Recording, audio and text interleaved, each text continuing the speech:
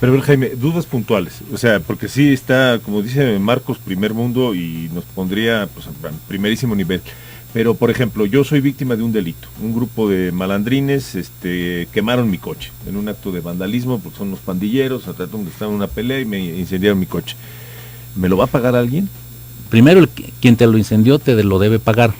Pero sí. Si no se localiza el que te lo pagó, entonces... Es poco probable que se localice, porque tú sabes que los niveles de impunidad son altísimos. No, pero esto también va a obligar también a aplicarse a quien procura la justicia y a quien hace la investigación, que es la Fiscalía, a tener más cuidado. Y entonces, aquí debe haber, primero, para que te paguen una sentencia de quién lo hizo, quién es el responsable.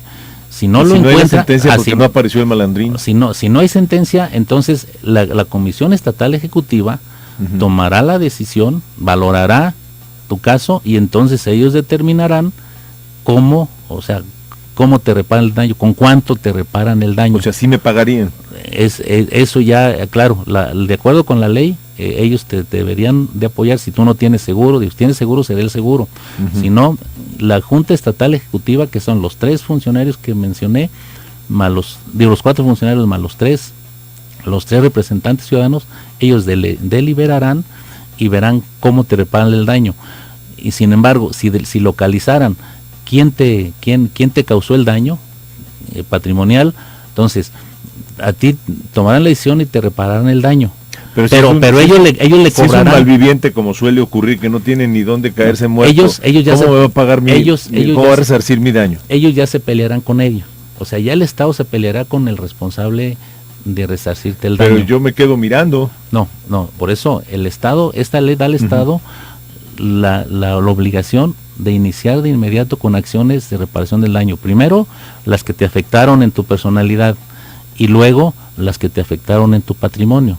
Pero ellos tendrán que tú acudirás ante ellos a demandar la reparación del daño y entonces ellos serán, a través del fondo estatal, te podrán decir, mira, te vamos a reparar el daño o la reparación del daño vale tanto y aquí está tu importe, independientemente de que haya quien repare el daño.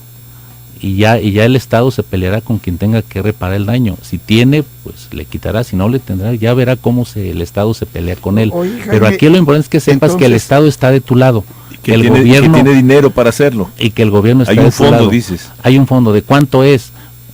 Por eso está la Secretaría de Administración y Finanzas, porque esta ley le obliga, y entonces, por ejemplo, para este año que entra en vigor, pues deberán de disponer de los recursos necesarios para la reparación del daño. Creo que el primer año va a ser de ajustes. En 2014 está medio en chino, ¿verdad? No, pues ya empieza, en los primeros de abril empieza, ya tiene obligación. Pero el presupuesto ya lo aprobaste tú, diputado, desde el año pasado. Pero el Estado deberá de disponer de recursos del presupuesto de alguna partida extraordinaria, de alguna partida de ampliación automática que están contempladas, recursos extras que se hubiesen recibido, ya sea del tema de seguridad, del tema de procuración de justicia, pero de ahí podrá disponer el Ejecutivo. Entonces ya de la Secretaría ya va a ser de Finanzas y todo lo así demás. A ver, diputado Jaime Prieto, me está quedando claro, cuando menos lo entiendo, que quien va a tener la pistolita y ojalá le pongan balas va a ser la Fiscalía Especial de Derechos Humanos. Así es. Entonces, ella es la que va a tener, la facultad, el instrumento, las cosas para ver que esto se cumpla. Claro, inclusive quiero decir que ya ha estado haciendo que se cumpla sobre todo en el tema de la no revictimización, porque cuando tuvimos el foro de consulta en el CUSEA, que el tema fue de víctimas de desaparición, ahí ella participó en ese foro, y ahí hubo personas que denunciaron, dijeron, dentro de sus participaciones, hubo varios que consideraron, es que nosotros no creemos porque el Ministerio Público fulano, sutano, nos ha atendido mal, no le ha dado seguimiento, nos ha desestimado, nos ha revictimizado porque se ha burlado de nosotros. Tomó nota Lisset del Carmen, y en la siguiente semana hubo varios despedidos agentes del Ministerio Público que fueron los señalados. y inclusive en los medios se manejó ese tema, pero por denuncias que presentaron los mismos despedidos, que decían que porque era revanchismo, porque eran de otro partido y que ellos venían de otra administración y que se estaba despidiendo porque era revancha, porque eran de otro partido. Jaime, pero les demostró que los despidió porque revictimizaron, porque no cumplieron, eran malos servidores públicos, y entonces los corrieron, y ahí ya está actuando, ahí ya se hizo algo. Porque creo que es una de las partes. Objetivamente, diputado, objetivamente, dinos, ¿tienes la esperanza, no digo la seguridad, de que esta ley de atención a víctimas va verdaderamente a beneficiar a la sociedad con hechos concretos y palpables y medibles? Claro.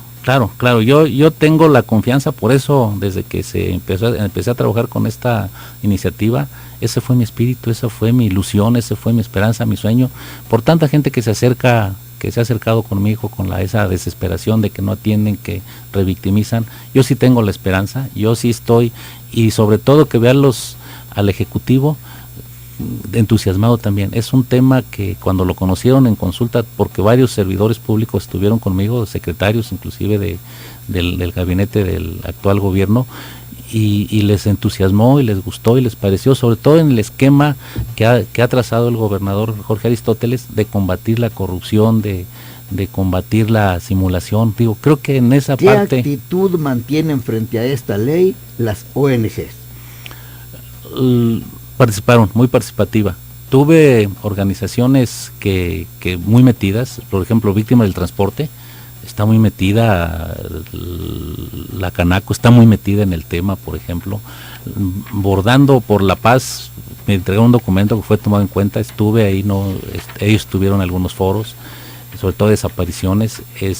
Hay varios colectivos, las universidades están muy metidas, los colegios de abogados están muy metidos, inclusive casi todos en el proceso de consulta, y ahora estoy siendo invitado a reuniones y a pláticas con los colegios de abogados, o sea, para comentar sobre todo el espíritu de la ley, y tenemos que darle difusión. Tiene que ser una ley que todos conozcamos, que sepamos las bondades, pero que sobre todo tengamos la confianza de que al amparo de esta ley nos deben atender.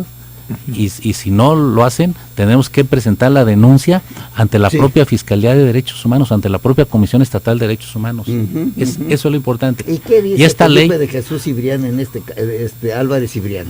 Está comprometido, y está comprometido, inclusive cuando en su informe que fue en días pasados, que vino el presidente de la Comisión Nacional, Raúl Plasencia, se platicó de algo, se comentó el tema, y estuvo de acuerdo. Y es más, y instruyó a Felipe y lo motivó a que le echara ganas, porque ahí estaba volando el tema de quién se hacía cargo de la asesoría jurídica, porque apenas íbamos a aprobarla.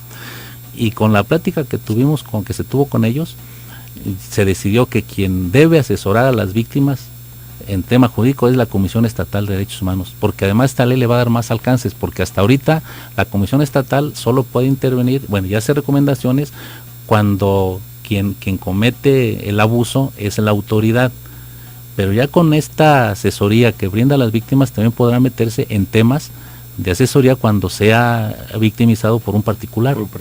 Vamos a hacer una pausa, creo que eso nos y nos la pregunta, ayuda. como son tantas las víctimas, Jaime, la pregunta, si quieres, para comentar regresando de la pausa, es: ¿se van a dar abasto? ¿Se va a dar abasto gobierno para atender a tantas y a todas las víctimas? Si les parece, es una pausa. Esto es Cara a Cara. Regresamos.